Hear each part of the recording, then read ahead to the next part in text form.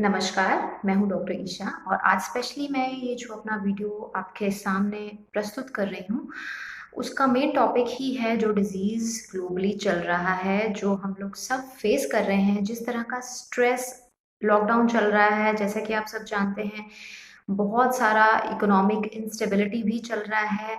उसके साथ-साथ एक स्ट्रेस चल रहा है कि ये वायरस से किस तरीके से बचा जाए और गॉड फ़ॉरबिड अगर ये हम पे आ जाता है, जो लोगों को बाहर जाना पड़ता है, जैसे कि डॉक्टर्स हैं, जैसे कि मीडिया पर्सन्स हैं, जैसे कि एसेंशियल आइटम्स वाले लोग हैं, तो उस केस में अगर ये हमारे फैमिली को ट्रांसफ़र हो जाता है तो क्या? तो एक स्ट्रेस हर टाइम माइंड में जो है वो चलता जा रहा है।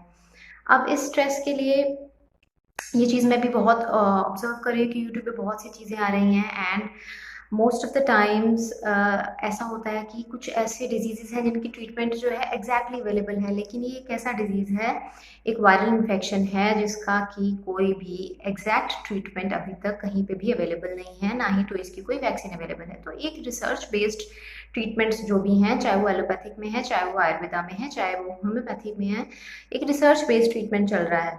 जैसे अगर फीवर बढ़ रहा है तो पैरासिटामोल दे रहे हैं।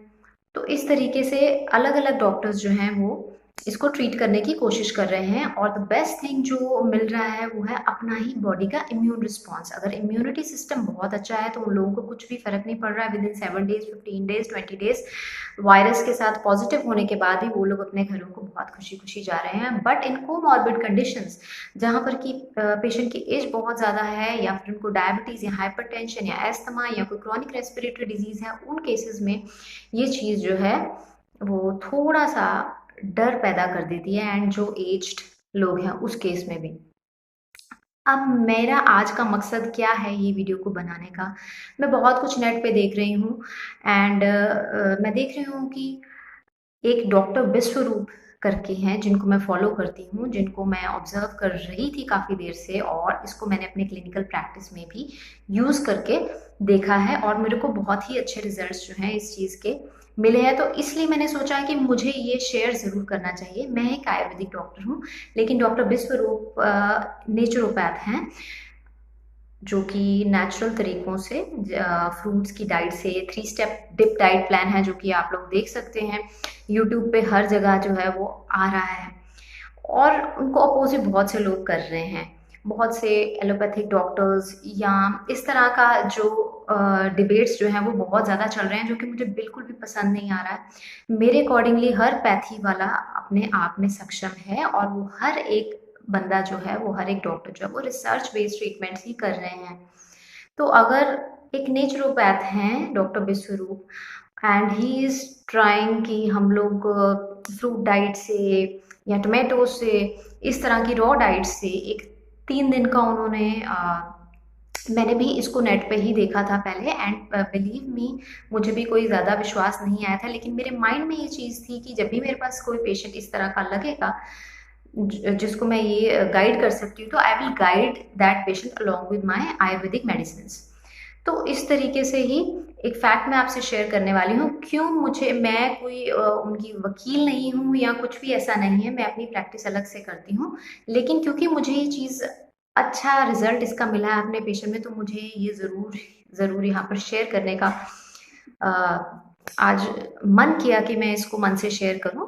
ऑलमोस्ट 1 वीक अर्लियर मेरे पास एक पेशेंट आए ऑन कॉल क्योंकि मैं अभी अपनी क्लिनिकल ऑन कॉल ही मुझे मेरे नोन पेशेंट थे, लाइक फैमिली फ्रेंड्स थे, तो उनको इस तरीके से इस टाइम में कोल्ड एंड फीवर के सिम्पटम्स आने लगे। अब इस टाइम पे किसी को एक स्नीज़ भी आ जाती है, कफ़ भी आ जाती है, तो बहुत ज़्यादा हम लोग डर जाते हैं। सबसे पहले तो ये डर को अपने मन से निकालना पड़ेगा कि हर जो भी सिम्पटम्स हैं, वो कोविड के सिम्पटम्स ही नहीं हैं और मैं ये भी नहीं बताना चाह रही आपको कि जो पेशेंट मेरे थे, वो कोविड के पेशेंट ही थे, बट उनके सिम्पटम्स कुछ ऐसे थे एंड वो बहुत डरे हुए थे। तो मैंने क्या किया, मैंने अपनी मेडिसिन्स के साथ आयुर्वेदिक मेडिसिन्स जो कि हर्बल मेडिसिन्स हैं, उनके साथ-साथ मैंने डिप डाइट प्लान दे दिया जो 3 डेज़ का डॉक्टर विश्वरूप का है।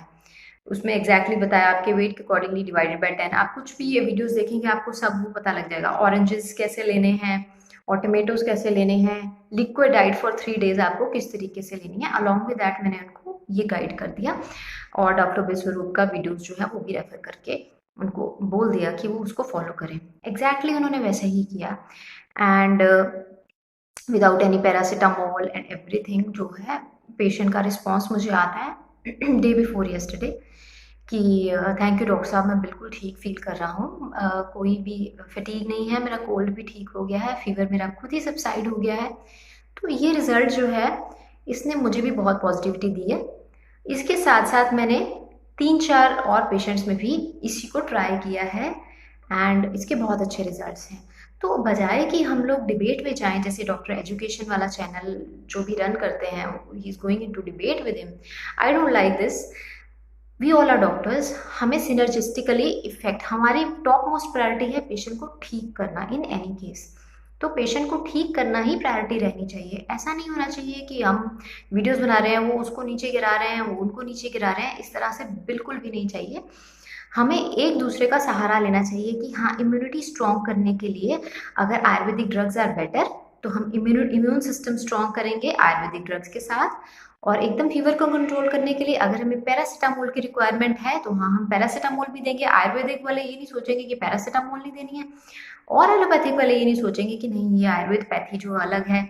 या अगर फ्रूट्स कहे हैं किसी ने, अभी क्या निकल के आ रहा है, जो रिसर्च निकल के आ रही है इवन फ्रॉम यूएसए की, विटामिन सी की हाई डोजेस जो है वो बहुत अच्छा इफेक्ट डाल रही है। तो जो डॉक्टर विश्वरूप ने high doses of vitamin C along with different antioxidants that is oranges का इतना बड़ा ग्लासेस बोले हैं, उसमें यही है, high doses of vitamin C जा रहा है, एंटीऑक्सीडेंट्स जा रहे हैं, इम्यून सिस्टम स्ट्रॉन्ग हो रहा है।